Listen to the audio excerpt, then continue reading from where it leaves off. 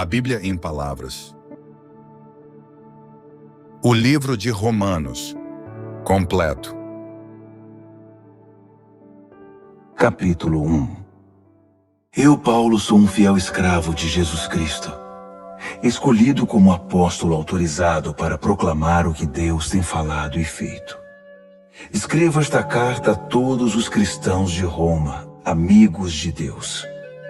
Os escritos sagrados trazem anúncios antigos dos profetas a respeito do Filho de Deus, que mostra suas raízes na história por ser descendente do rei Davi. Sua identidade única de Filho de Deus foi demonstrada pelo Espírito, quando Jesus foi ressuscitado dos mortos e comprovado como Messias, nosso Senhor. Por meio dele, recebemos a graça generosa de sua vida e a urgente tarefa de transmiti-la a outros, para que a recebam quando decidirem pela confiança obediente em Jesus. Vocês são quem são por causa dessa graça e do chamado de Jesus Cristo. E eu os saúdo agora pela graça generosa de Deus, nosso Pai, e do nosso Senhor Jesus, o Messias. Dou graças a Deus por meio de Jesus, por todos vocês. Faço isso em primeiro lugar porque em toda parte recebo notícias da vida de fé que vocês têm. E toda vez que as ouço, dou graças a Deus.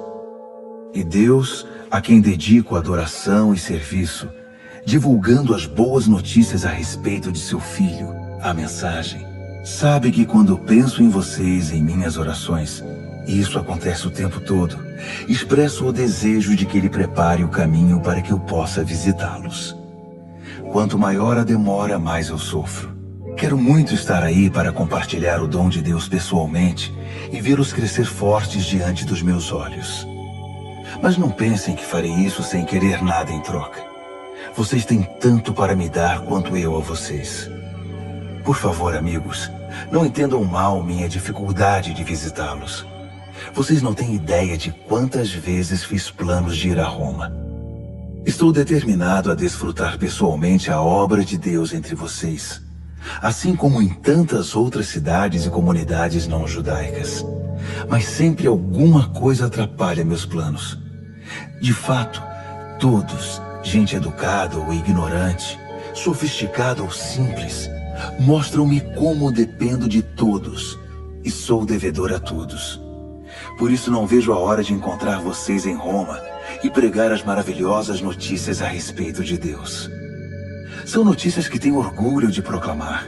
Essa extraordinária mensagem que revela o magnífico plano de Deus de resgatar todos que confiam nele, começando pelos judeus, mas abrindo a porta para todos os outros povos.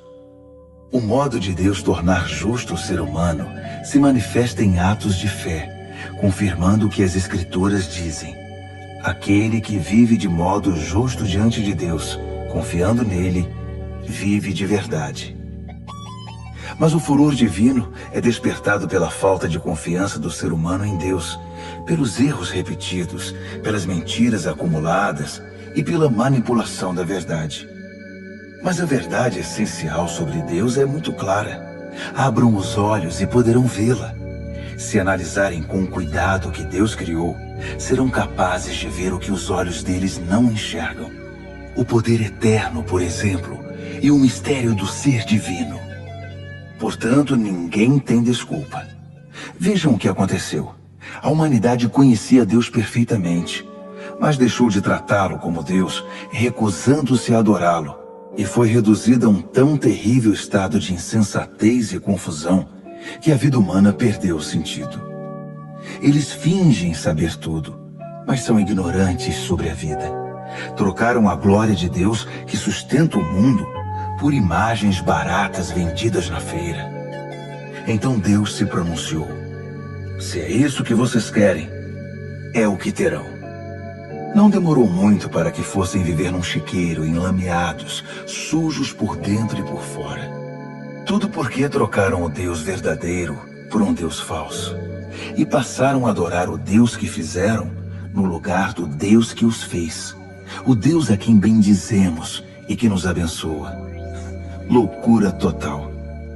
Então aconteceu o pior. Como se recusaram conhecer Deus, logo perderam a noção do que significa ser humano. Mulheres não sabiam mais ser mulheres. Homens não sabiam mais ser homens. Sexualmente confusos, abusaram um do outro e se degradaram. Mulheres com mulheres, homens com homens. Pura libertinagem, pois de modo algum isso pode ser amor. Mas eles pagaram caro por isso. E como pagaram? São vazios de Deus e do amor divino, perversos, infelizes e sem amor humano. Uma vez que eles não se importaram em reconhecer Deus, Deus desistiu deles e os deixou por conta própria. A vida deles agora é uma confusão só, um mal que desce ladeira abaixo. Eles tomam à força o que é alheio, são ambiciosos e caluniadores, cheios de inveja, violência, brigas e trapaças, fizeram da vida um inferno. Olhem para eles, são maliciosos, venenosos, críticos ferozes de Deus, brigões, arrogantes, gente vazia e insuportável. Mestres em criar meios de destruir vidas e revoltados contra os pais. Não passam de seres tolos, asquerosos, cruéis e intransigentes. Até parece que eles não sabem o que fazem, mas têm plena consciência de que estão cuspindo no rosto de Deus. E não se importam. Pior ainda, premiam quem faz as piores coisas com eficiência. Capítulo 2. A humanidade caiu num abismo cada vez mais fundo. Mas se você pensa que está em nível mais elevado, de onde pode apontar o dedo para os outros, esqueça. Cada vez que você critica alguém, está se condenando. Você é tão errado quanto quem você critica. Criticar os outros é uma forma bem conhecida de ignorar os próprios crimes e erros. Mas Deus não é enganado tão facilmente. Ele vê através da cortina de fumaça e o responsabiliza pelo que você faz. Ou você acha que conseguiria distrair a atenção de Deus dos seus erros, apontando o dedo para os erros dos outros? Ou que por ser um Deus tão bondoso, Ele o deixaria livre de obrigações? É melhor pensar direito desde o princípio. Deus é bom, mas não é bobo. Por sua bondade, Ele nos toma pela mão e nos conduz a uma mudança radical de vida. Não há como escapar. Rejeitar Deus ou fugir dele é como jogar lenha na fogueira. Um dia o fogo intenso e alto, o julgamento justo e ardente de Deus, irá queimar tudo. Não se engane, porque no fim todos terão o que merecem. Vida de verdade para quem age do lado de Deus e fogo para quem insiste em viver como bem entende, pela lei do menor esforço. Se você age contra a sua natureza, irá se destruir. Não importa a sua origem, a sua criação ou a sua formação. Mas se você aceitar o jeito de Deus fazer as coisas, a recompensa será maravilhosa. Nesse caso, também não importa a origem ou a formação. Ser judeu não é garantia automática de aprovação. Deus não se orienta pelo que os outros dizem ou pelo que você pensa de você. Ele tem seus critérios. Se você peca sem saber, Deus leva isso em consideração. Mas se você peca de modo consciente, a história é outra. O mero ato de ouvir a lei de Deus é perda de tempo se você não faz o que Ele manda. Praticar, não apenas ouvir, é que faz diferença para Deus. Se um pagão que desconhece a lei de Deus consegue segui-la mais ou menos por instinto, ele confirma a verdade dela pela obediência. Comprova assim que a lei de Deus não é um elemento estranho, imposto de fora para dentro, mas algo que faz parte da própria constituição humana. Existe algo no interior do ser humano que ecoa o sim e o não de Deus, o certo e o errado. A resposta deles ao sim e ao não de Deus será de conhecimento público no dia em que Deus tomar a decisão final a respeito de cada homem e mulher.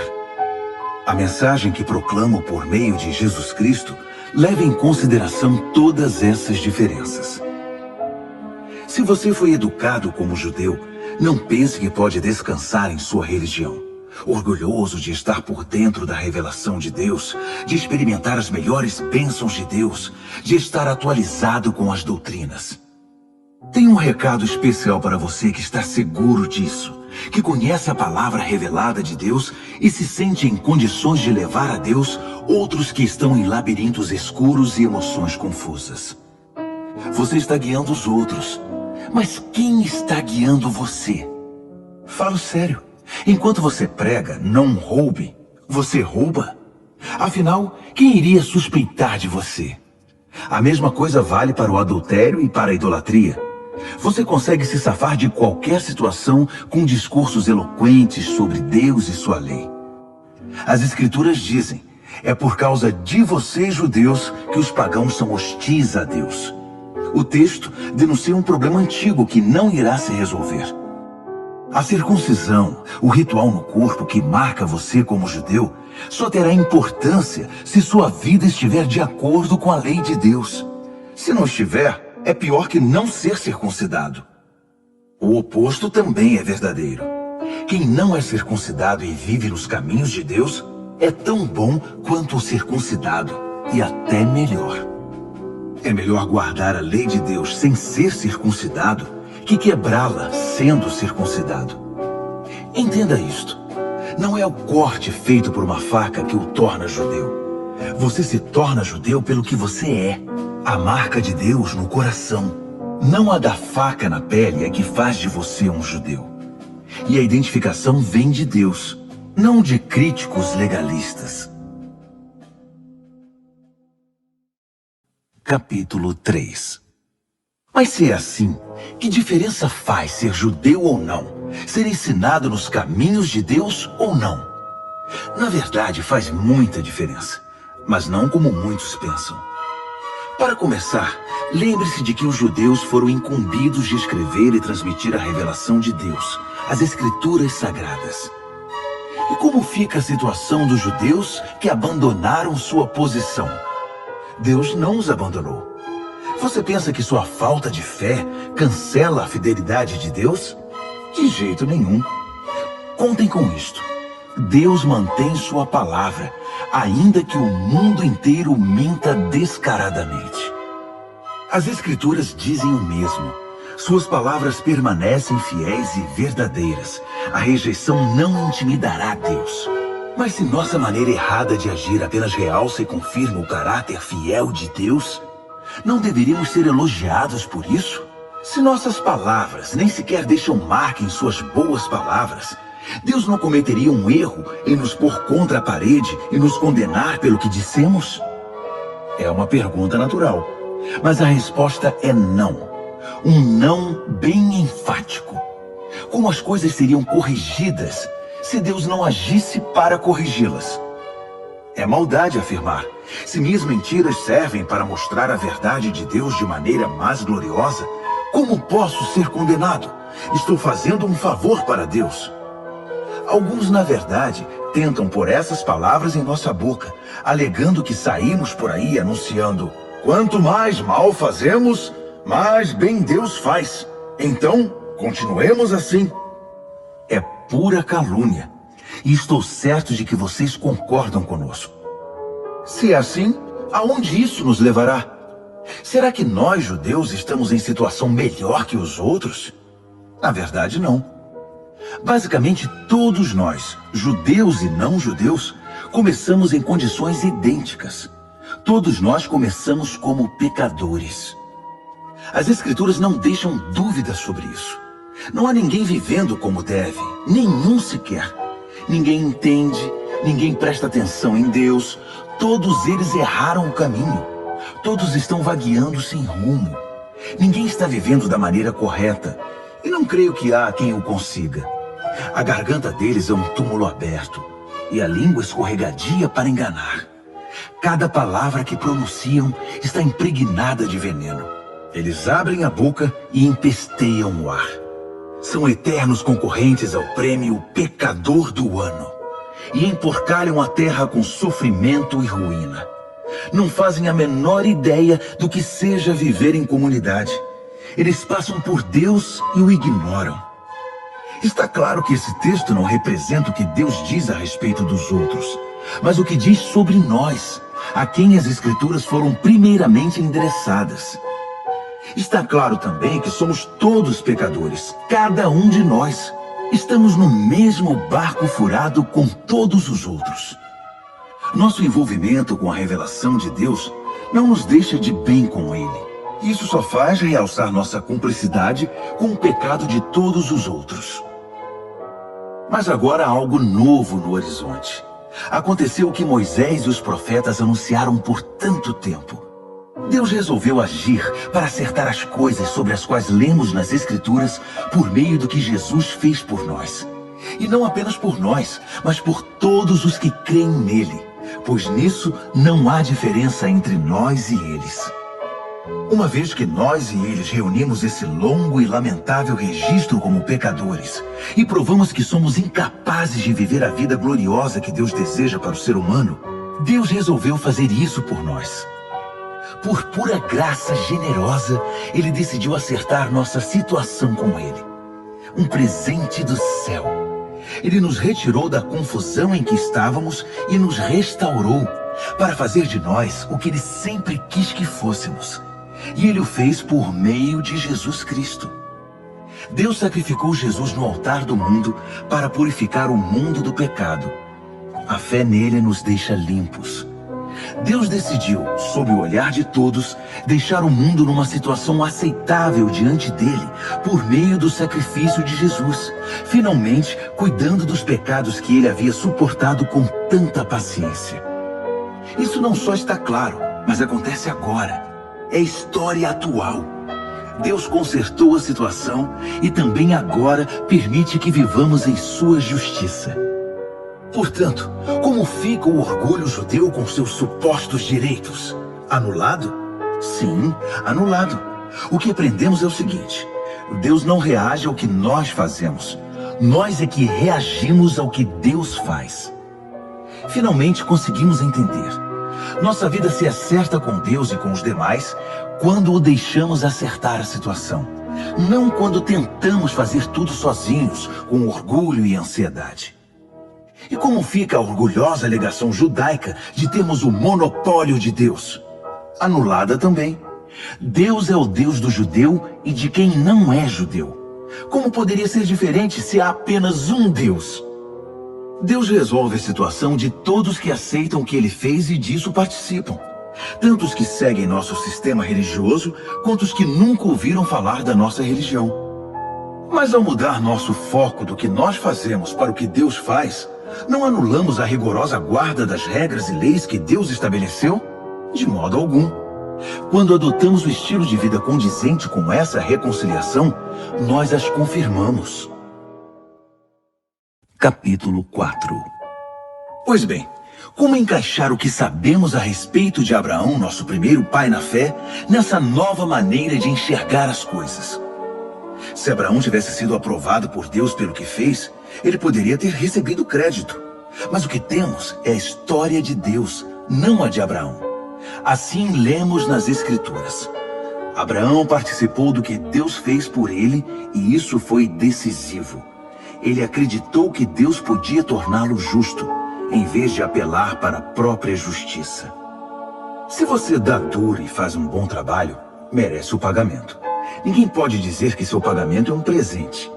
Mas se você percebe que a tarefa está muito além da sua capacidade, algo que só Deus pode fazer e confia que Ele o fará, volto a dizer, algo que você jamais conseguirá fazer, não importa como e quanto trabalhe. Essa confiança em Deus é o que o deixa numa situação aceitável diante dele, por causa de Deus. Pura graça. Davi confirma esse modo de ver as coisas ao afirmar que quem deixa Deus consertar a situação sem insistir em querer fazer algo no processo é um homem feliz. Feliz é aquele cujos crimes são perdoados, cujos registros dos pecados são apagados. Feliz é a pessoa contra quem o Senhor não tem nada a apresentar. Vocês pensam que essa bênção é dada apenas para aqueles que guardam nossas tradições religiosas e são circuncidados? Acham que a bênção pode ser dada a alguém que nunca ouviu falar das nossas tradições, que não foi criado em nossa forma de devoção para com Deus? Todos nós concordamos em que foi por aceitar o que Deus fez por Abraão que ele foi declarado justo diante de Deus, não é? Agora pensem, essa declaração foi feita antes ou depois que ele fosse marcado pelo rito pactual da circuncisão? Sabemos que foi antes. Isso significa que ele se submeteu à circuncisão como evidência e confirmação do que Deus havia feito muito antes de torná-lo plenamente aceitável. Um ato de Deus que ele aceitou de todo o coração.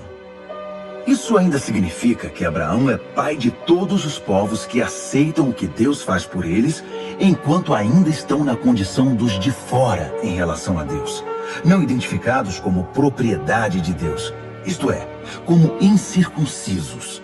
Justamente, os que se encontram nessa condição é que são chamados justificados por Deus e com Deus.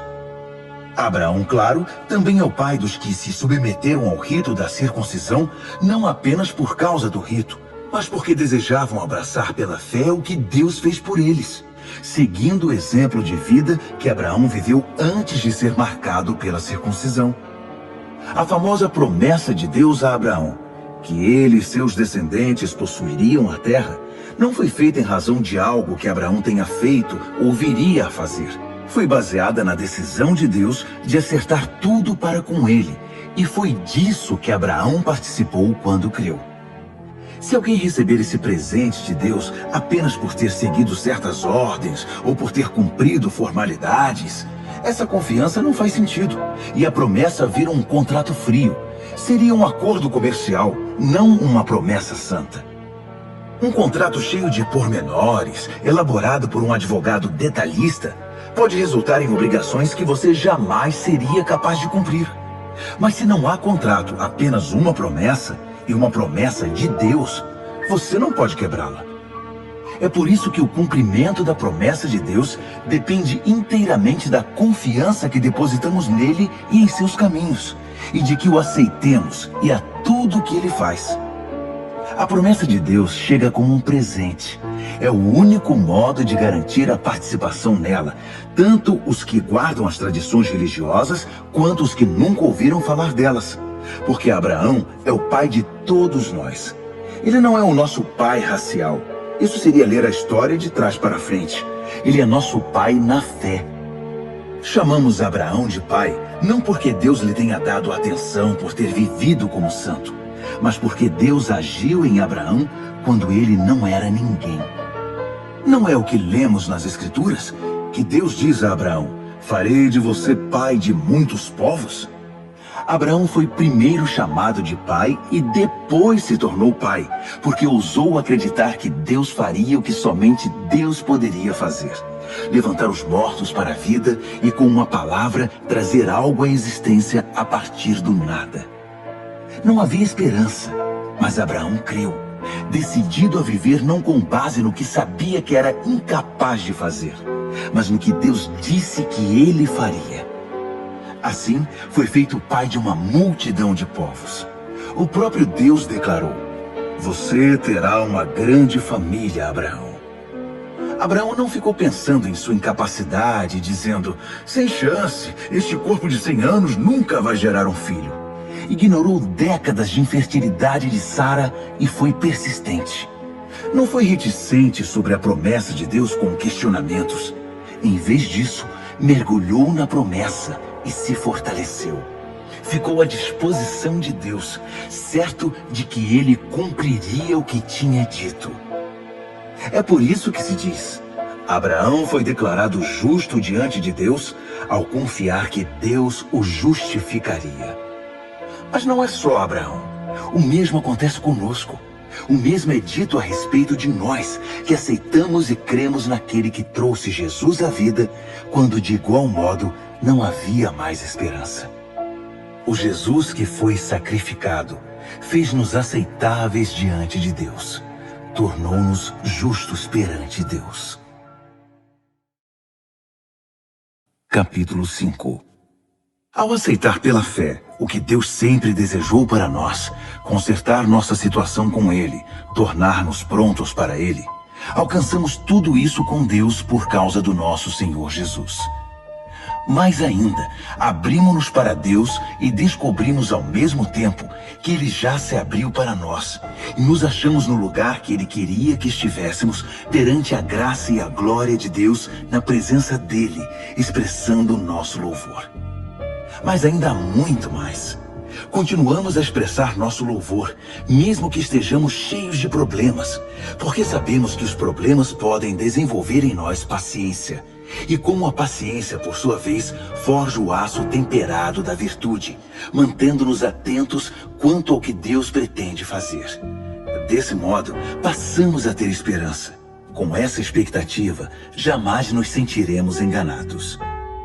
A verdade é que nem temos como reunir todas as vasilhas necessárias para encher com tudo que Deus generosamente derrama sobre nossa vida por meio do Espírito Santo. Cristo chegou na hora certa para tornar isso realidade. Ele não esperou que todos estivessem preparados.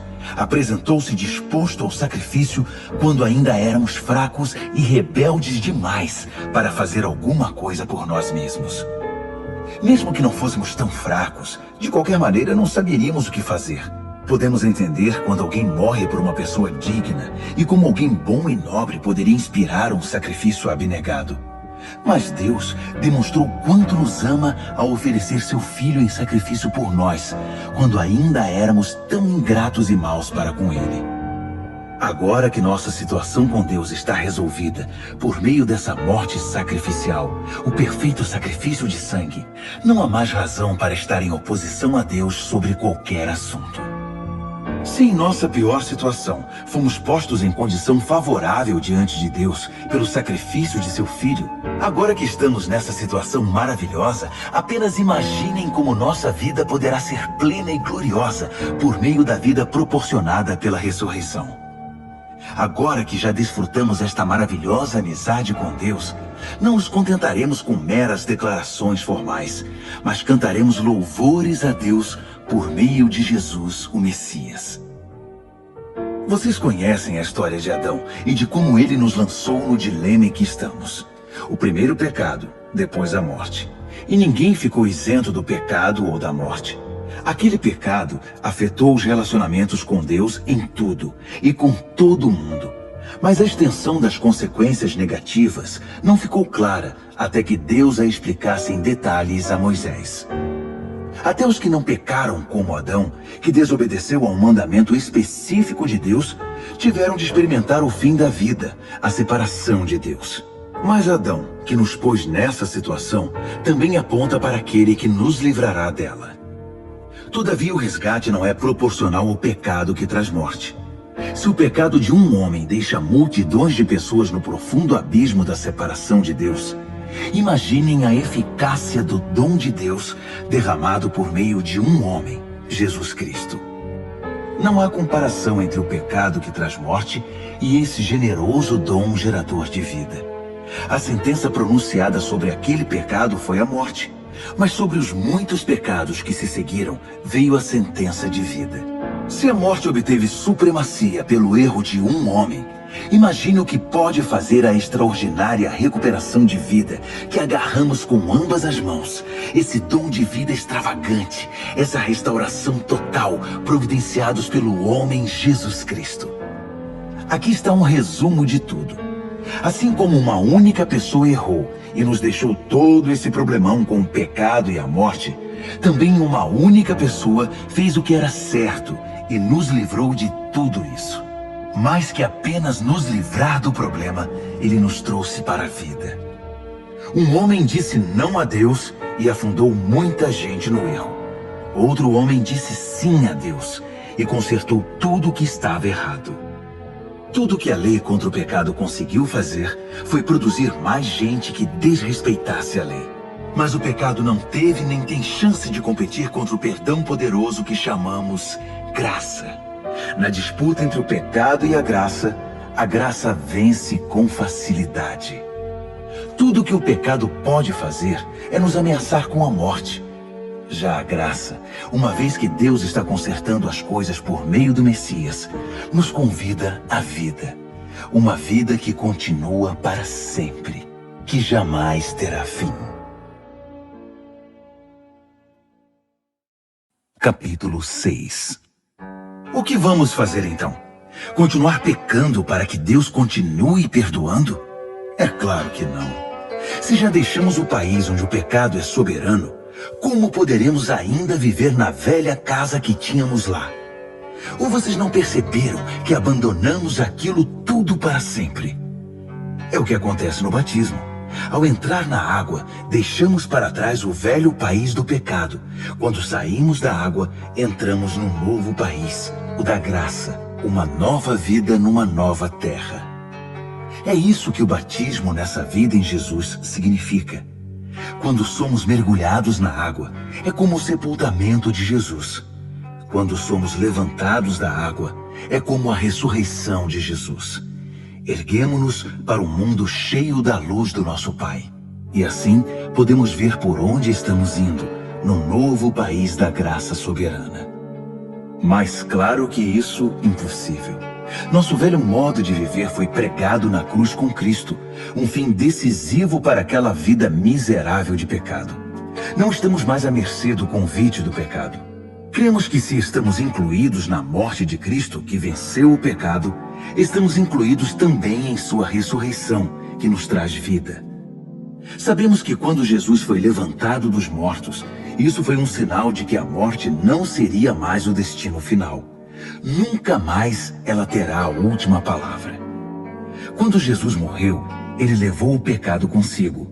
Agora vivo, ele traz Deus a nós. De agora em diante devemos pensar assim: o pecado fala uma língua morta que nada significa para nós. Deus fala nossa língua materna e entendemos cada palavra.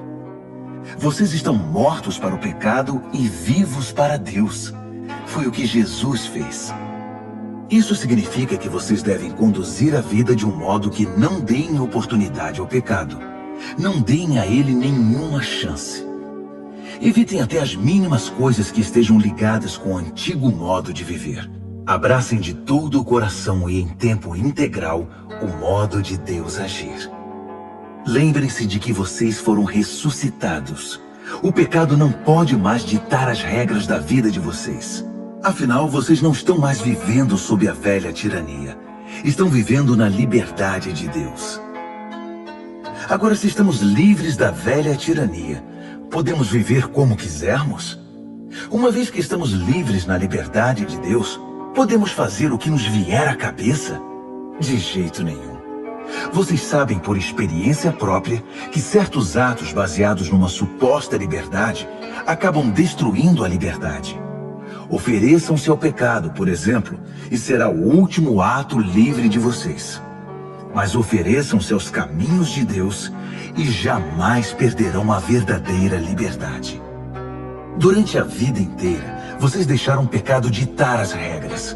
Mas graças a Deus, vocês começaram a ouvir um novo Senhor, cujas ordens os deixam livres para viver na liberdade dele. Falo da liberdade para facilitar a compreensão. Vocês com certeza se lembram do tempo em que faziam o que queriam, sem se importar com os outros nem com Deus, e a vida só piorava, enquanto a liberdade diminuía. Quanta diferença agora! Vocês vivem na liberdade de Deus, com a vida restaurada, crescendo em santidade. Durante todo o tempo em que vocês faziam o que queriam, ignorando Deus, nem se preocupavam em pensar ou viver de modo correto, nem cogitavam fazer pelo menos alguma coisa certa. Mas isso era a liberdade? O que ganharam com isso? Nada de que possam se orgulhar agora, não é? Aonde isso os levou? A um beco sem saída. Mas agora que encontraram a verdadeira liberdade, não precisam mais ouvir as exigências do pecado. Vocês descobriram o prazer de ouvir Deus falando com vocês. Que bela surpresa! Uma vida plena, restaurada, integrada no presente, com muito mais vida a caminho. Trabalhem para o pecado por toda a vida. e seu pagamento será a morte. Mas o dom de Deus é vida real, eterna, proporcionada por Jesus nosso Senhor. Capítulo 7. Amigos, vocês não devem ter nenhum problema para entender isto, pois conhecem a lei, como ela funciona e como afeta apenas quem está vivo. Por exemplo, uma mulher casada é legalmente unida ao marido enquanto ele vive. Mas se ele morrer, ela está livre. Se viver com outro homem enquanto o marido está vivo, sem dúvida ela será adúltera. Mas se ele morrer, ela está livre para se casar com outro homem, sem crise de consciência e sem que ninguém a desaprove. Portanto, meus amigos, isso é semelhante ao que aconteceu com vocês. Quando Cristo morreu, ele tomou sobre si todo aquele modo de vida dominado por regras e o deixou no túmulo. Vocês ficaram livres para se casar com a vida da ressurreição e gerar uma descendência de fé para Deus. Enquanto vivíamos aquele antigo modo de vida, fazendo o que bem entendíamos, o pecado produzia os frutos que o antigo código da lei gerou em nós, o que nos deixou ainda mais rebeldes. Por fim, tudo o que geramos foi morte. Mas agora que não estamos mais acorrentados ao casamento dominador do pecado, livres daqueles regulamentos opressivos, estamos livres para viver uma vida nova na liberdade de Deus. Alguém pode dizer, se o código da lei era tão mau assim, ele não era melhor que o pecado. Não é verdade. O código da lei tinha uma função legítima. Sem suas orientações claras sobre certo e errado, nada saberíamos sobre o comportamento moral. Sem o mandamento sucinto, não cobiçarás, eu teria considerado a cobiça uma virtude e arruinado minha vida. Vocês não se lembram de como eram as coisas? Eu me lembro perfeitamente. O código da lei começou muito bem. Mas acontece que o pecado encontrou uma maneira de perverter o mandamento, transformando-o em tentação, fazendo dele um fruto proibido. O código da lei, em vez de ser usado para me guiar, serviu para me seduzir. Sem a complexidade do código da lei, o pecado parecia sem atrativos e sem vida, e eu seguia meu caminho sem dar muita atenção a ele. Mas depois que o pecado pôs as mãos no código da lei e se tornou chamativo, fui enganado e caí. O mesmo mandamento que deveria me guiar à vida foi maliciosamente usado para me enganar, levando-me a um desvio. Desse modo, o pecado estava vivo, eu morto. Mas o código da lei em si é bom. É sabedoria da parte de Deus, e cada mandamento é saudável e santo. Prosseguindo, já posso ouvir a próxima pergunta de vocês. Quer dizer que não posso confiar no que é bom, isto é, na lei? O bem é tão perigoso quanto o mal? É claro que não. O pecado apenas fez aquilo que o tornou famoso. Usar o bem como cobertura para me induzir a fazer o que no final iria me destruir. Ao ocultar o bom mandamento de Deus, o pecado provocou consequências negativas que jamais conseguiria causar por si só. Posso antecipar a resposta também. Sei que todos os mandamentos de Deus são espirituais, mas eu não sou. Essa não é também a sua experiência? Sim, estou cheio de mim mesmo. Afinal, passei longo tempo na prisão do pecado. O que não entendo a meu respeito é que decido uma coisa e faço outra, sendo levado a fazer o que absolutamente desprezo. Então, se não consigo decidir o que é melhor para mim mesmo e fazê-lo, é óbvio que o mandamento de Deus é necessário. Entretanto, preciso de algo mais. Pois se conheço a lei e mesmo assim não posso guardá-la, e se o poder do pecado dentro de mim insiste em sabotar minhas melhores intenções, obviamente preciso de ajuda. Entendo que não posso cumpri-la. Posso desejar, mas não posso fazer. Decido fazer o bem, mas de fato não o faço. Decido não fazer o mal, mas acabo fazendo de um modo ou de outro. Minhas decisões não resultam em ações. Algo está muito errado no meu interior e sempre tira o melhor de mim. Isso acontece tanto que já é previsível.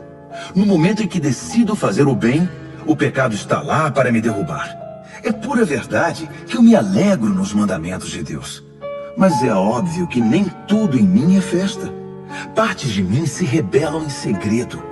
E quando menos espero, elas assumem o controle. Já tentei de tudo, mas nada resolve. Já não aguento mais. Não há ninguém que possa me ajudar? Não é essa a verdadeira pergunta? A resposta, graças a Deus, é que Jesus Cristo pode e me ajuda. Ele agiu para consertar as coisas nesta vida de contradições com a qual quero servir a Deus de todo o coração e mente. Mas sou puxado pela influência do pecado e acabo fazendo algo que não desejo.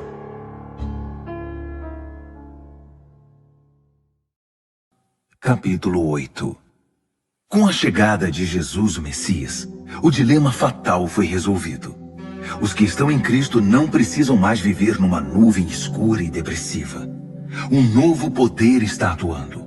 O Espírito da vida em Cristo, como um vento forte, limpou totalmente o ar, libertando vocês de uma tirania brutal nas mãos do pecado e da morte. Deus acertou em cheio quando enviou seu Filho. Não tratou do problema como algo distante e sem importância.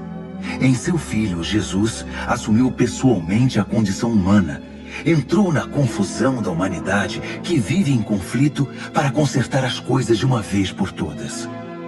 O código da lei, enfraquecido pela natureza humana fragmentada, jamais poderia ter feito isso. A lei acabou usada como paliativo para o pecado, nunca para a cura completa. E agora o que o código da lei pede, mas que não conseguiríamos cumprir por nós mesmos, é que em vez de redobrar nossos esforços, simplesmente aceitemos o que o Espírito está fazendo em nós. Os que pensam que podem fazê-lo por si mesmos, terminam obcecados por medir sua força moral, mas sem resultados na vida real. Os que confiam na ação de Deus, descobrem que o Espírito de Deus está neles, vivendo e respirando Deus. Ficar obcecado consigo mesmo nessa questão é entrar num beco sem saída. Quem olha para Deus é levado para um campo aberto, a uma vida livre, espaçosa. Direcionar o foco para si mesmo é o oposto de se concentrar em Deus. Qualquer pessoa absorvida em si mesma passa a ignorar Deus e acaba pensando mais nela que em Deus. Ignora quem Deus é e o que Ele está fazendo. E Deus não gosta de ser ignorado. Mas se o próprio Deus está em vocês, dificilmente irão pensar mais em vocês mesmos que nele. Quem não recebeu esse Deus invisível, mas plenamente presente, o Espírito de Cristo, não saberá do que estamos falando. Mas vocês que o receberam e o têm habitando em vocês, mesmo que ainda experimentem as limitações do pecado, experimentam a vida de acordo com Deus. Não há dúvida de que se o Deus vivo e presente, que ressuscitou Jesus dentre os mortos, atua na vida de vocês, Ele fará em vocês o mesmo que fez em Jesus. Ele os trará vivos para si. Quando Deus vive e respira em vocês, e Ele o faz, como fez em Jesus, vocês são libertos daquela vida morta. Com seu Espírito vivendo em vocês, o corpo de vocês será tão cheio de vida quanto de Cristo. Vocês não percebem que não devemos um centavo à velha vida, na qual a pessoa tem de fazer tudo por si. Não há nada nessa vida para nós, nada mesmo. O melhor a fazer é dar a ela um enterro definitivo e se engajar na nova vida. O Espírito de Deus nos chama. Há muito o que fazer e lugares para conhecer. A vida da ressurreição que vocês receberam de Deus não é vazia. Nela há uma constante expectativa de aventura que sempre pergunta para Deus: e agora, Pai, o que vamos fazer? Como as crianças fazem. O Espírito de Deus entra em contato com o nosso espírito e confirma a nossa identidade. Sabemos quem Ele é e sabemos quem somos, Pai e filhos. Sabemos também que vamos receber o que está por vir, uma herança inacreditável. Iremos passar pelo que Cristo passou. Se enfrentamos momentos difíceis com Ele, então é certo que com Ele passaremos momentos inesquecíveis. Não penso que seja possível fazer uma só comparação entre os tempos difíceis de hoje e os bons tempos que virão. O mundo criado quase não se contém esperando pelo que vem a seguir. Tudo na criação sofre restrições. Deus a controla até que todas as criaturas estejam prontas e possam ser libertadas para os tempos gloriosos que virão. Enquanto isso, a alegria aumenta com a expectativa. Tudo ao nosso redor observa uma criação grávida. Os tempos difíceis de dor neste mundo são apenas dores de parto. Mas isso não é apenas ao nosso redor. É também dentro de nós. O Espírito de Deus está nos impulsionando por dentro. Nós também sentimos as dores de parto. Nosso corpo estéril e sem vida deseja libertação plena. É por isso que esperar não nos diminui, assim como a espera não diminui a gestante. Na verdade, é uma espera que nos faz sentir grandiosos. Naturalmente não vemos o que nos causa isso, mas quanto mais esperamos, mais nos sentimos assim, e mais alegre se torna a nossa expectativa. Se em algum momento nos cansamos de esperar, o Espírito de Deus está ao nosso lado, nos dando aquela força. Se não sabemos como orar, não importa. Ele ora em nós e por nós, utilizando nossos suspiros sem palavras, nossos gemidos de dor. Ele nos conhece melhor que nós mesmos. Conhece nossa condição de gravidez e nos mantém na presença de Deus. Assim, podemos ter certeza de que cada detalhe em nossa vida de amor a Deus é transformado em algo muito bom. Deus sempre soube o que estava fazendo. Ele decidiu desde o princípio moldar a vida daqueles que o amam pelos mesmos padrões da vida do Filho. Pois o Filho é o primeiro da fila, na humanidade que ele restaurou.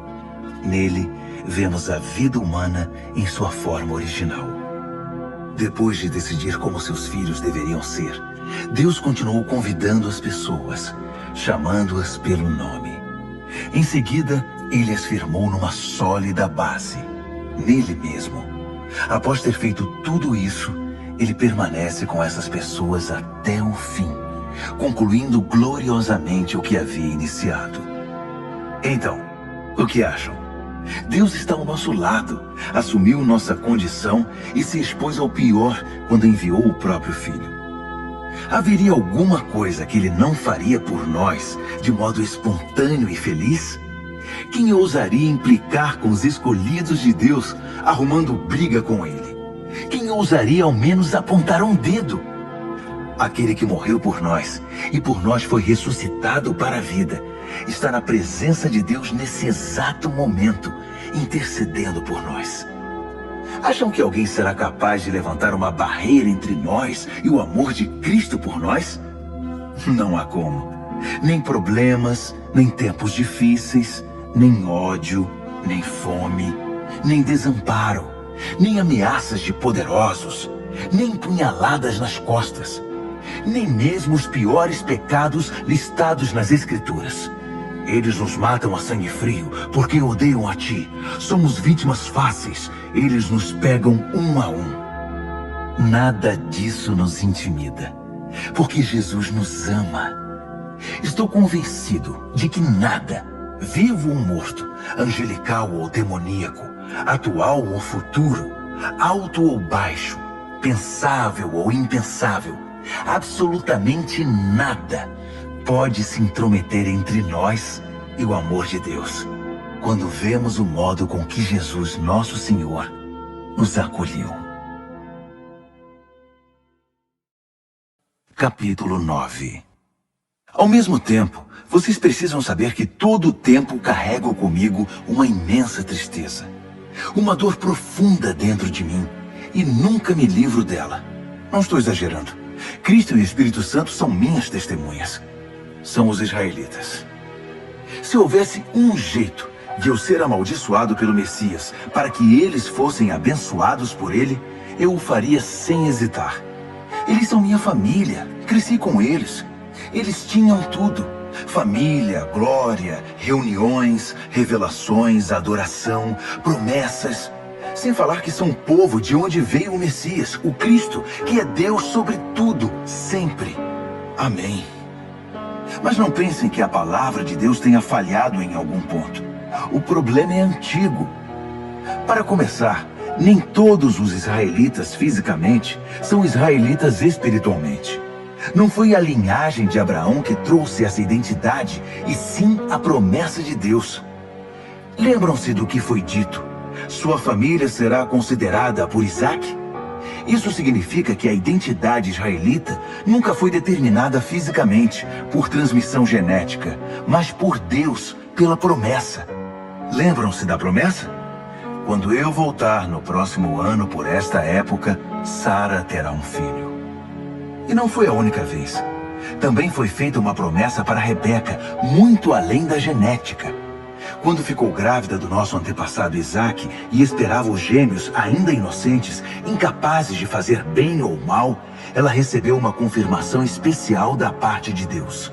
Na ocasião, Deus mostrou que seu propósito não é algo que dependa do que fazemos ou deixamos de fazer, e sim determinado por sua decisão, vindo diretamente de sua iniciativa.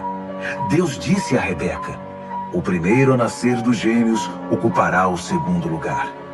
Mais tarde, a situação deu origem à dura frase: eu amei Jacó, mas rejeitei Esaú. Será que com isso podemos dizer que Deus é injusto? Vamos devagar.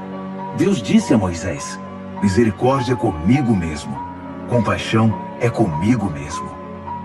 A compaixão não nasce em nosso coração compadecido, nem em nosso esforço moral, mas na misericórdia divina. Foi o mesmo caso do faraó. Eu o escolhi para ser mero coadjuvante no drama da minha poderosa salvação. Tudo o que estamos dizendo é que Deus tem a primeira palavra, iniciando a ação, na qual fazemos nossa parte para o bem ou para o mal. Então você pergunta: como pode Deus nos culpar por qualquer coisa se Ele está no controle de tudo? Se as grandes decisões já foram tomadas, que temos nós com isso? Calma. Quem você pensa que é para argumentar com Deus? Por algum instante você achou que algum de nós sabe o bastante para questioná-lo? O vaso não se dirige aos dedos que o moldaram dizendo: por que você me deu essa forma? Não é óbvio que o oleiro tem todo o direito de transformar um pedaço de argila num vaso de flores e outro numa panela de cozinhar feijão? Se Deus precisa de um pote especial para a sua ira e outro para a sua bondade gloriosa, não estará ele certo? O mesmo ele fez com os judeus, mas também acontece com outros povos. Oséias deixa isso claro: eu chamarei os sem nome e os nomearei. Chamarei os desprezados e os farei amados. No lugar em que gritaram: você não é ninguém, eles chamam vocês de filhos do Deus vivo. Isaías mantém a ênfase. Se cada grão de areia da praia fosse numerado e a soma chamada escolhidos de Deus, eles seriam ainda números, não nomes. A salvação vem por escolha pessoal. Deus não nos conta, chama pelo nome. Meros números não são seu objetivo. Isaías enxergou esta realidade. Se nosso poderoso Deus não nos tivesse dado um legado de filhos vivos, acabaríamos como cidades fantasma, como Sodoma e Gomorra. Como resumir tudo isso? Todos os que não pareciam interessados no que Deus estava fazendo, na verdade, abraçaram o que Deus fazia quando Ele endireitou a vida deles. E Israel, que parecia tão interessado em ler e falar sobre o que Deus estava fazendo, distanciou-se de Deus. Como puderam se distanciar? Porque em vez de confiar em Deus, eles assumiram o controle. Estavam envolvidos no que eles mesmos faziam. Tão envolvidos nos seus projetos de Deus, que não perceberam Deus à sua frente, como uma pedra no meio da estrada. Então tropeçaram nele e continuaram caindo. E Isaías de novo junta tudo isso numa metáfora. Cuidado, pus uma pedra enorme no caminho para o Monte Sião. Uma pedra que você não pode contornar. Mas eu sou a pedra. Se você me procura, me encontrará a caminho, não obstruindo o caminho. capítulo 10. Acreditem em mim, amigos. Para Israel desejo o melhor. Salvação, nada menos que isso. É o que desejo de todo o coração e em todo tempo oro a Deus por isso. Sei que os judeus são muito dedicados a Deus, mas estão fazendo tudo ao contrário. Não parecem entender que esse acerto da condição humana, que é a salvação, é obra de Deus, e muito bem sucedida. Eles montam suas lojas de salvação ao longo da rua e apregoam sua mercadoria. Após todos esses anos de recusa em se relacionar com Deus, nos termos dele, insistindo em fazer tudo à sua maneira, eles nada conseguiram como resultado. A revelação anterior tinha a intenção de nos deixar preparados para o Messias. Apenas isso. Ele então iria consertar a situação dos que crescem nele. Moisés escreveu que quem insiste em usar o código da lei para viver de maneira correta diante de Deus, logo descobre que não é tão fácil. Cada detalhe da vida é minuciosamente regulamentado. Mas confiar em Deus para moldar a vida correta em nós é uma história diferente. Não se trata de uma escalada perigosa até os céus ou de uma perigosa descida ao abismo para trazer de lá o Messias. Então, o que exatamente Moisés estava dizendo?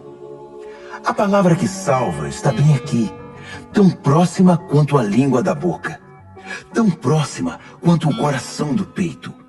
É a palavra da fé, que aceita que Deus trabalhe e acerte as coisas para nós. Essa é a essência da nossa pregação. Diga a Deus as palavras de boas-vindas. Jesus é meu Senhor. Receba de corpo e alma a obra de Deus, seu agir em nós, como no ato de ressuscitar Jesus. É isso. Você não está fazendo nada. Está simplesmente pedindo ajuda a Deus e confiando nele para que ele o faça. Salvação é isso. Com todo o seu ser, você aceita o agir de Deus para consertar a situação e pode dizer em alto e bom som: Deus acertou tudo entre mim e ele. As Escrituras garantem: ninguém que confia em Deus de todo o coração irá se arrepender disso. Isso não mudou. Não importa qual seja o antecedente religioso de alguém. O mesmo Deus é por todos nós, agindo do mesmo modo, com incrível generosidade para com todos os que buscam sua ajuda. Todo aquele que clamar, socorro Deus, alcançará ajuda. Mas como o povo pedirá ajuda se não sabe em quem confiar? E como saberão em quem confiar se nunca ouviram falar do único que é digno de confiança? E como poderão ouvir se ninguém contar a vocês?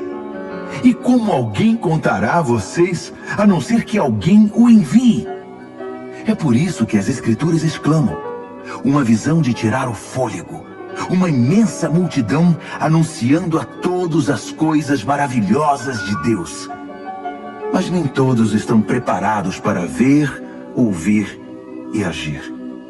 Isaías perguntou o que todos nós em algum momento perguntamos: Deus, será que alguém se importa? Será que alguém está ouvindo ou acreditando numa única palavra de tudo isso? A questão é a seguinte: antes de crer, você tem de ouvir. E a não ser que a palavra de Cristo seja pregada, não há nada para ouvir. Mas não são inúmeras as oportunidades que Israel tem de ouvir e entender o que está acontecendo? Inúmeras, eu disse. As vozes dos pregadores se foram pelo mundo, sua mensagem pelos 7 mares da terra. Então, a grande pergunta é: por que Israel não entendeu que não tinha espaço nessa mensagem? Moisés acertou quando predisse: quando vir Deus alcançar todos aqueles a quem você considera inferiores, estranhos, você irá morrer de inveja. Quando vir Deus alcançar os povos que você considera ignorantes espirituais, você vai ficar furioso. Isaías ousa pronunciar as seguintes palavras de Deus: povos me encontraram e me receberam, povos que nunca haviam me procurado. E eu encontrei e recebi povos que nunca antes haviam perguntado a meu respeito. Então ele conclui com uma acusação.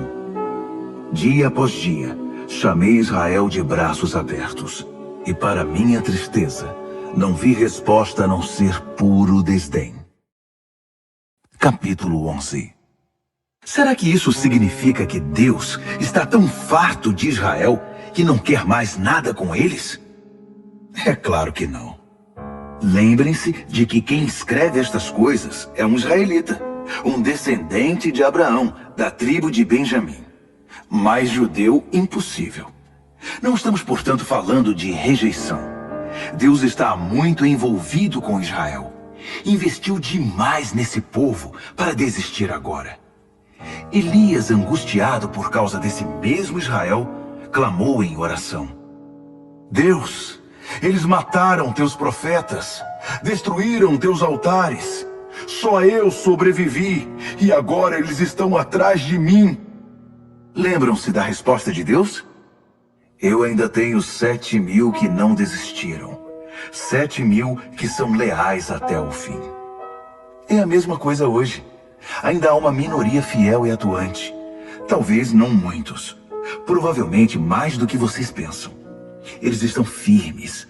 Não por causa do que pensam que ganharão com isso, mas porque estão convencidos da graça e do propósito de Deus em chamá-los. Se estivessem pensando apenas nos próprios interesses, já teriam largado tudo há muito tempo.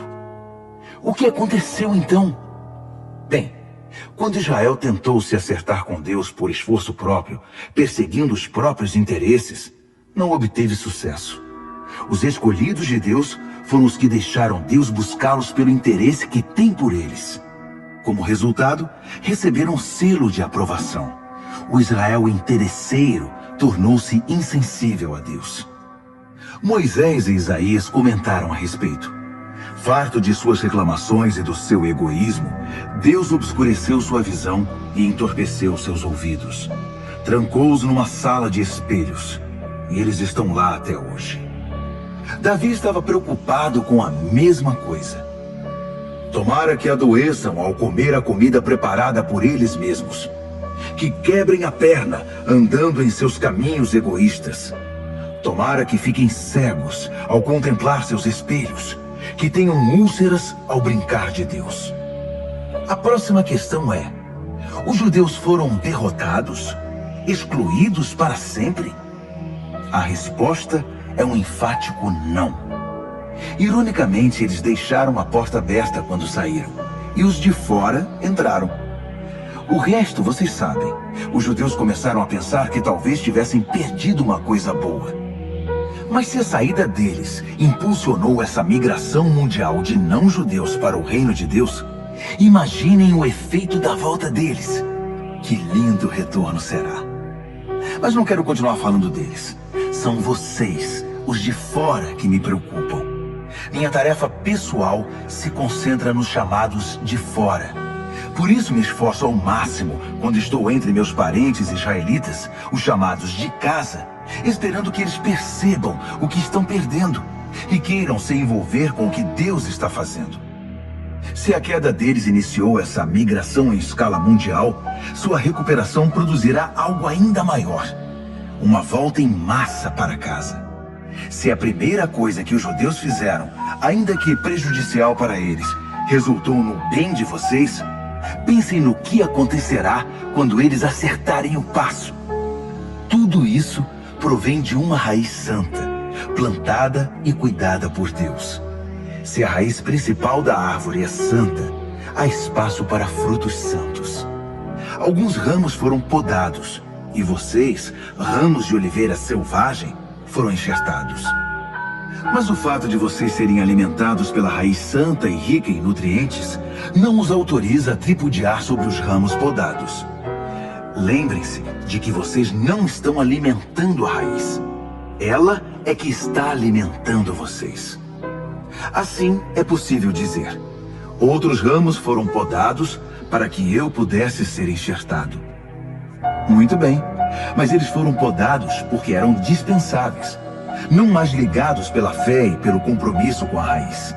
A única razão pela qual vocês estão na árvore é porque o enxerto de vocês pegou quando creram e porque vocês estão ligados à raiz que nutre a fé. Por isso, não fiquem vaidosos. Sejam humildes e prontos em relação à raiz que os mantém verdes e vivos. Agora, se Deus não pensou 2 vezes para podar os ramos naturais, por que hesitaria em cortar vocês? Ele o faria sem vacilar. Fiquem atentos ao amor bondoso e à terrível severidade que coexistem em Deus. Misericórdia zero para os ramos mortos. Bondade total para os enxertados. Mas não considerem só a bondade. No momento em que virar ramo morto, vocês serão cortados. E não se sintam superiores aos ramos podados que caíram ao chão. Se eles saírem do estado de morte, poderão muito bem ser enxertados outra vez. Deus pode fazer isso. Ele é capaz de enxertos milagrosos. Porque se ele pôde enxertar vocês, ramos cortados de uma árvore qualquer, numa das árvores do pomar, ele não terá dificuldade de enxertar de volta na árvore de origem ramos que cresceram nela. Alegrem-se por estar na árvore e esperem o melhor para os outros. Quero ser o mais claro possível, amigos. O assunto é complicado. É fácil interpretar errado o que está acontecendo e, com arrogância, presumir que vocês são a realeza e eles apenas o povão excluído. Mas não é assim. Essa dureza da parte de Israel em relação a Deus é temporária e tem o efeito de permitir o acesso de todos os que estão de fora, de modo que, por fim, a casa se encha. Antes do fim de tudo, haverá um Israel aperfeiçoado. Está escrito: um campeão virá das montanhas de Sião. Ele purificará a casa de Jacó. E esse é meu compromisso com o meu povo: a remoção dos seus pecados. Enquanto vocês ouvem e abraçam as boas notícias da mensagem, fica parecendo que os judeus são inimigos de Deus. Mas visto da perspectiva de longo alcance do propósito abrangente de Deus, eles continuam sendo os mais antigos amigos de Deus. Os dons e o chamado de Deus têm garantia total. Jamais são cancelados. Houve uma época, não muito tempo atrás, em que vocês estavam separados de Deus. Mas depois, os judeus fecharam a porta para Deus e houve uma abertura para vocês. Agora, eles estão de fora, mas com a porta aberta para vocês, eles têm ainda a opção de voltar. De algum modo, Deus permite que todos nós conheçamos o que é estar de fora, para que Ele, pessoalmente, possa abrir a porta e nos receber de volta. Vocês por acaso já viram algo que se compare à graça generosa de Deus ou à sua profunda sabedoria? É algo acima da nossa compreensão, que jamais entenderemos. Há alguém que possa explicar Deus? Alguém inteligente o bastante para lhe dizer o que fazer? Alguém que tenha feito a ele um grande favor? Ou a quem Deus tenha pedido conselho? Tudo dele procede. Tudo acontece por intermédio dele. Tudo termina nele. Glória para sempre. Louvor para sempre. Amém. Amém. Amém. Capítulo 12.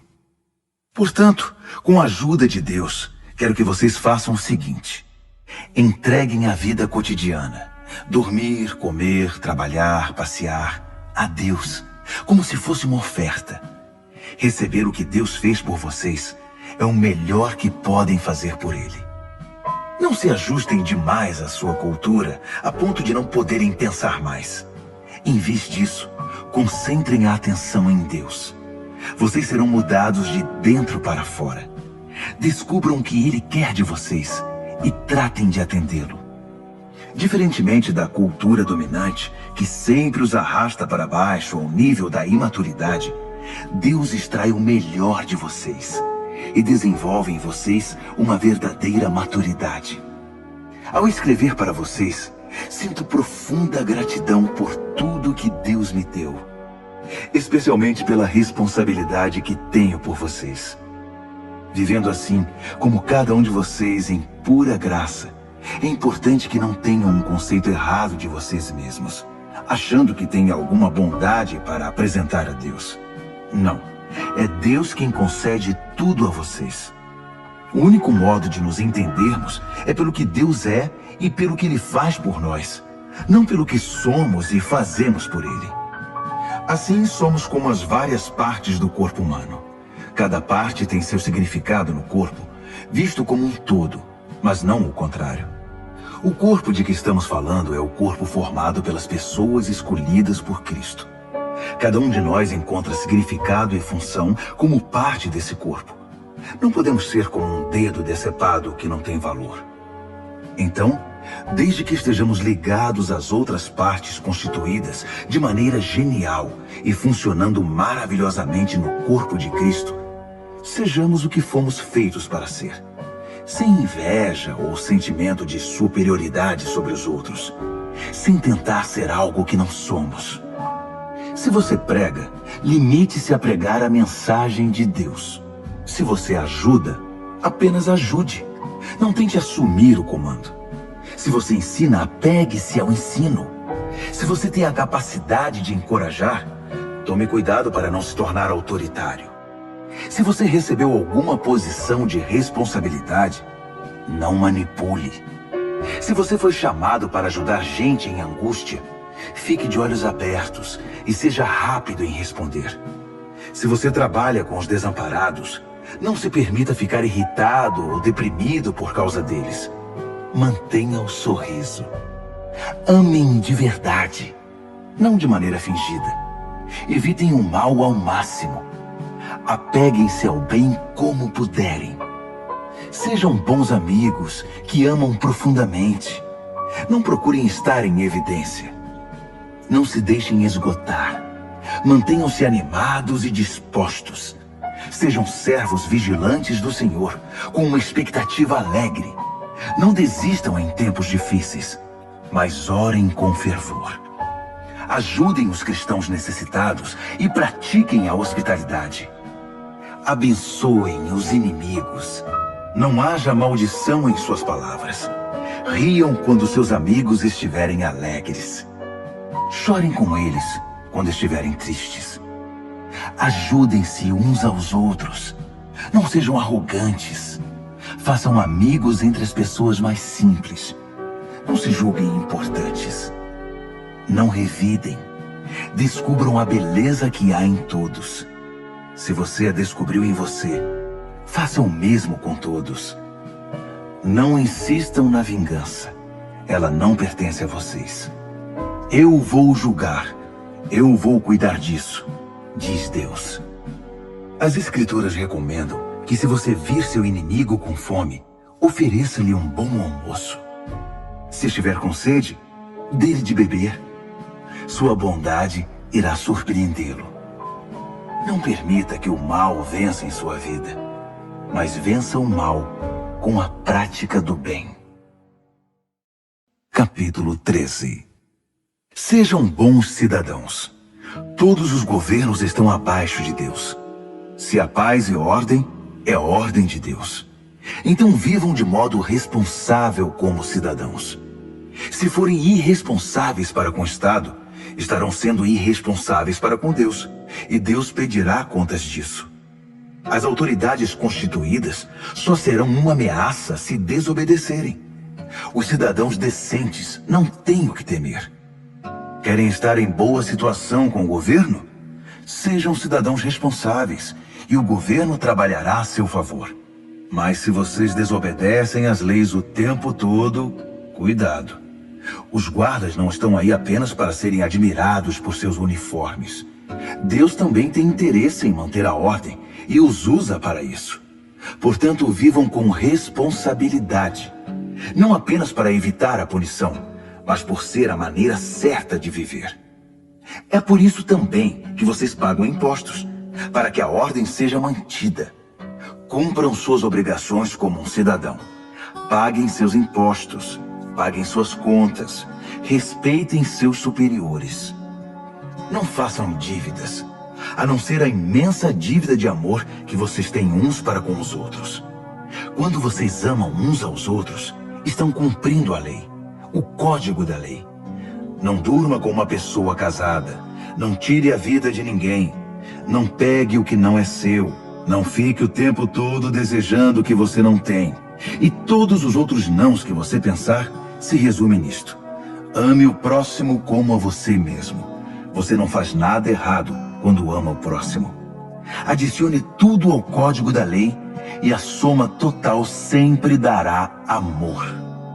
Mas cuidem para não serem absorvidos pelas obrigações diárias a ponto de perderem tempo e se distraírem de Deus. A noite está quase acabando. O dia vai raiar. Estejam atentos ao que Deus está fazendo. Ele está dando os últimos retoques na obra de salvação que começou quando cremos.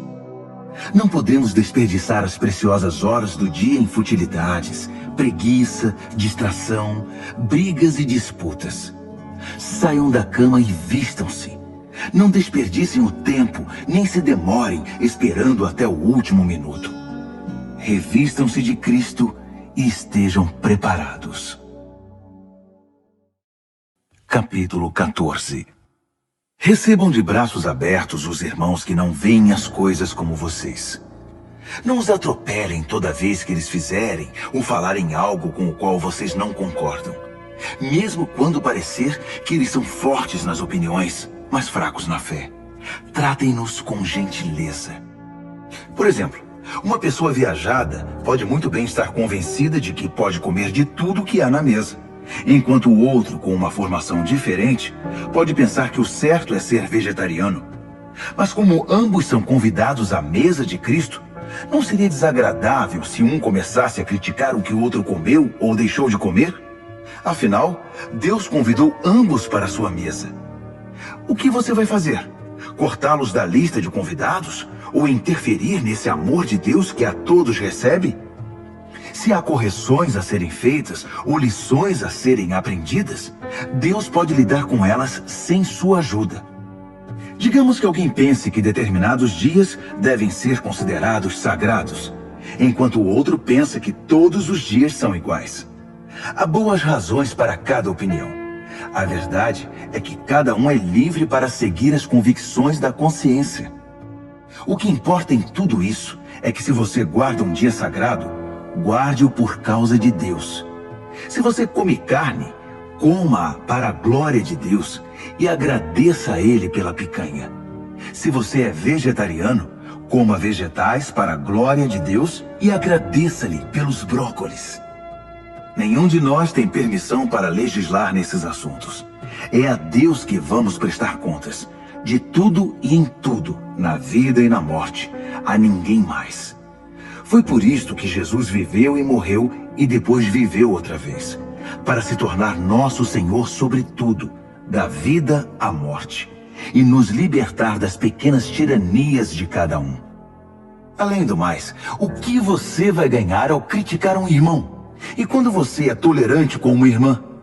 Preciso dizer que isso faz você parecer um tolo ou algo pior. Afinal, um dia todos nós iremos nos ajoelhar para sermos julgados na presença de Deus. Sua crítica ou sua tolerância não vão melhorar sua situação nem um pouco. Leiam vocês mesmos o que as Escrituras dizem. Tão certo como eu vivo e respiro, Deus diz, todo joelho se dobrará na minha presença. Toda língua dirá a pura verdade, que eu, e somente eu, sou Deus. Portanto, parem de se preocuparem indevidamente com os outros. Você já tem bastante com que se preocupar, cuidando da própria vida diante de Deus. Deixem de lado a atitude de querer decidir o que é certo para o outro. Preocupem-se em não se intrometer na vida dos outros, tornando a vida mais difícil do que já é. Estou convencido, Jesus me convenceu, de que tudo é santo em si mesmo. Nós, pelas nossas atitudes ou palavras, é que podemos contaminar as coisas. Se vocês confundem os outros, fazendo do que as pessoas comem um campo de batalha, já perderam aquela amizade, aquele amor. Lembrem-se de que foi por essas pessoas que Cristo morreu. Vocês vão arriscar mandá-las para o inferno por causa de uma dieta? Não ousem fazer que a comida abençoada por Deus se torne um meio de envenenar a alma. O reino de Deus não tem a ver com o que vai para o estômago. Entendam isso. Tem a ver com o que Deus faz com sua vida quando Ele a conserta e completa sua obra com alegria. Nossa tarefa é servir a Cristo com sinceridade. Façam isso e irão matar 2 coelhos com uma única cajadada. Agradar a Deus mais que a vocês e mostrar seu valor para todo mundo. Assim, estaremos empregando nosso esforço na boa convivência fraterna. Ajudem-se mutuamente com palavras de ânimo. Não ponham seu irmão lá embaixo, apontando os defeitos dele. Não permitam que uma discussão a respeito do que é ou não é servido num jantar destrua a obra de Deus entre vocês. Já disse e repito, toda comida é boa, mas pode se tornar má se vocês a usarem mal, fazendo que os outros tropecem e caiam. Quando vocês se sentarem para comer, a preocupação principal não deve ser alimentar-se, mas compartilhar a vida de Jesus. Portanto, sejam sensíveis e educados com os outros que estão à mesa. Não comam, façam ou falem nada que interfira na livre troca de amor cristão.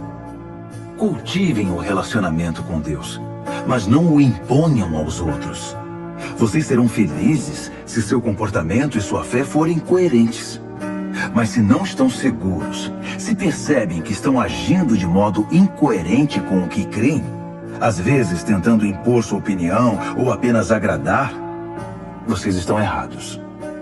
Se seu modo de viver não condiz com o que vocês creem, então está errado. Capítulo 15. Aqueles de nós que forem mais fortes e capazes na fé têm o dever de ajudar os que são vacilantes. Não devem fazer apenas o que for conveniente. Se temos força é para servir, não para ganhar prestígio. Cada um de nós precisa se preocupar com o bem-estar alheio, sempre perguntando: como posso ajudar? Foi o que Jesus fez. Ele não facilitou as coisas para si mesmo, evitando os problemas alheios, mas sempre estava disposto a ajudar.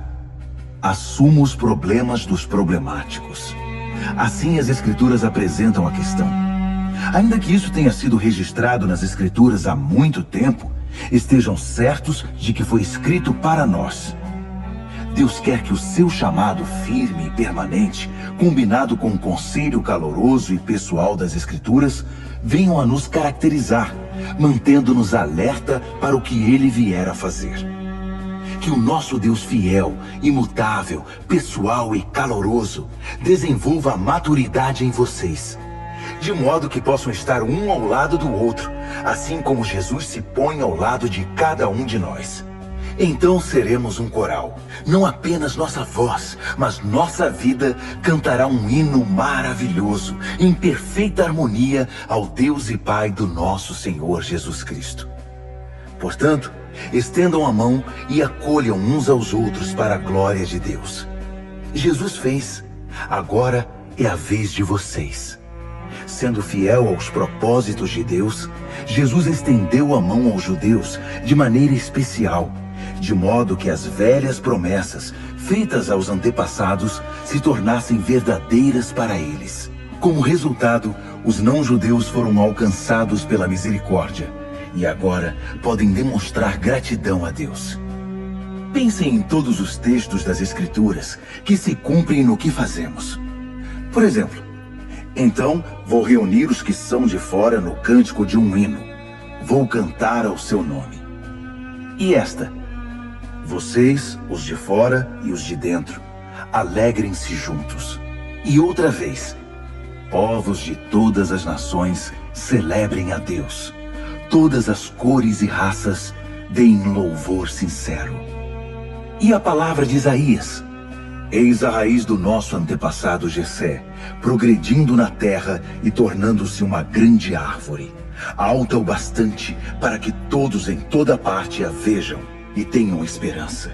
Que o Deus da esperança viva encha vocês de alegria e paz, para que a vida de vocês se encha da energia vivificante do Espírito Santo e transborde de esperança.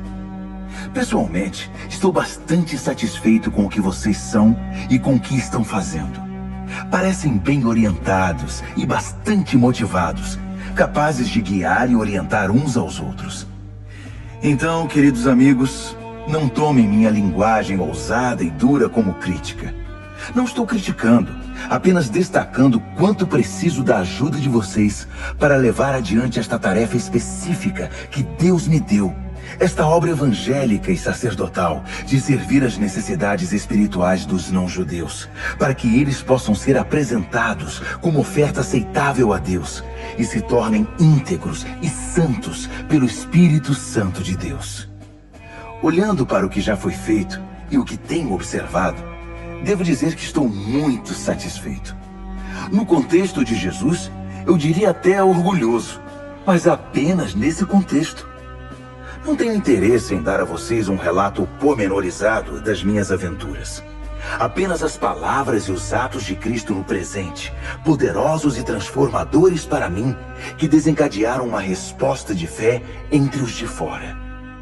Nesses caminhos, tenho pregado a mensagem de Jesus, desde Jerusalém até o noroeste da Grécia. Tenho tido o cuidado de levar a mensagem apenas aos lugares nos quais Jesus ainda não é conhecido e adorado, seguindo o que está escrito: aqueles a quem nunca se falou a respeito dele, estes irão vê-lo. Os que nunca ouviram falar dele, estes receberão a mensagem. É por isso que estou demorando tanto para visitar vocês. Mas agora que não há mais trabalho pioneiro a ser feito nessas regiões, e como há muitos anos desejo ir vê-los, estou finalmente planejando minha visita. Vou para a Espanha, e então espero passar por aí e desfrutar a companhia de vocês até que, em tempo oportuno, me enviem com a bênção de Deus.